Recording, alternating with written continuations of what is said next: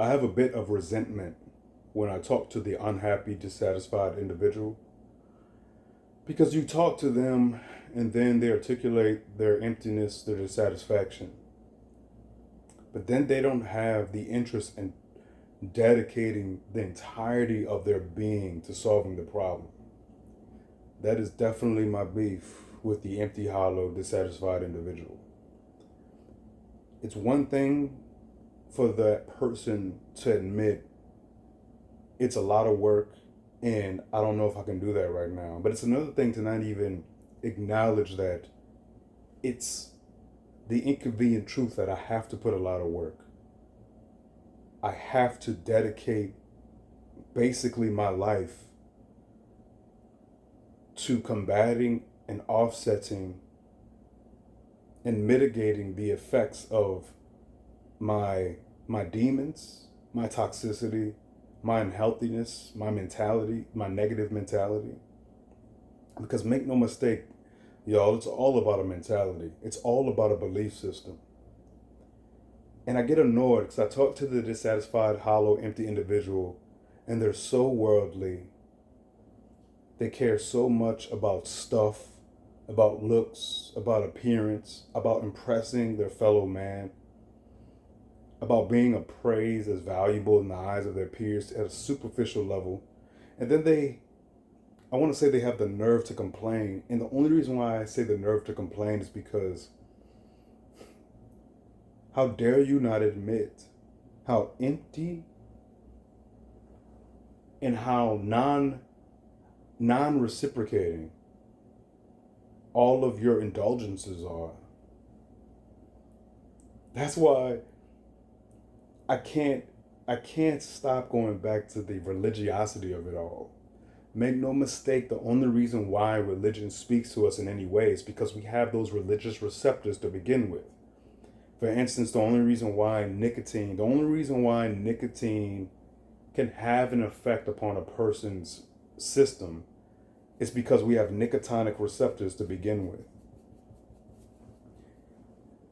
If we didn't have the receptors, then nicotine would not have that effect. If we didn't have the receptors, then religion and cults and stuff wouldn't have that effect. That's because there's something in us that is inclined to or has the potential for devotion. It has the potential for a zeal towards a belief system. And oftentimes it gets misappropriated. Oftentimes, just like the competitive spirit, there's something in us naturally. Everybody's competitive. Most people are competitive in a variation of ways. It's just, it doesn't, some people's competitiveness doesn't express itself in a normal way. Some people compete against themselves. Some people are competing against a concept, an idea. But my point is, it takes devotion and humility and a kind of religious muscles to really snap yourself out of that emptiness, that hollowness. It takes a good cry. And that is the other element that I don't talk about often is I'm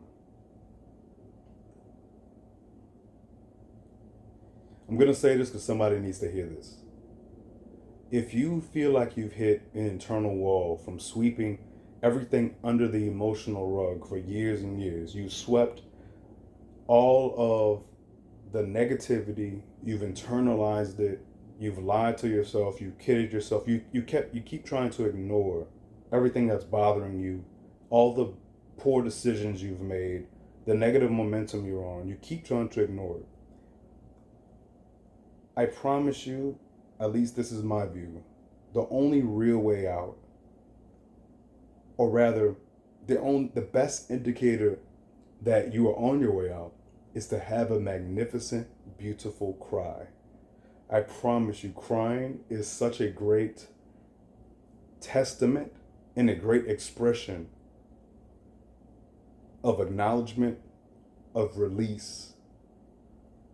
Having a nice, beautiful, cathartic cry is so analogous to when the rain pours down and the sun comes back out the cycle of nature continues, and that cycle is a necessary and healthy thing. That cycle is a necessary and healthy thing within you as well. It is so true.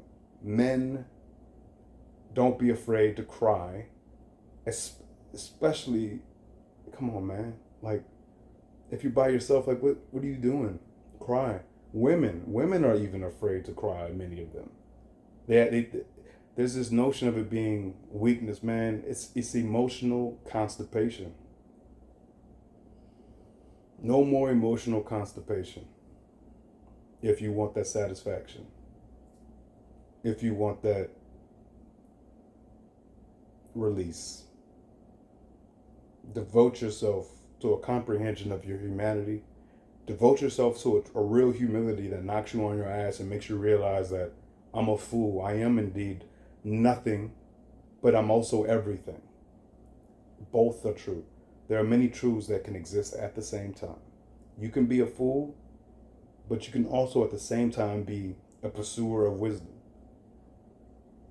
There it is.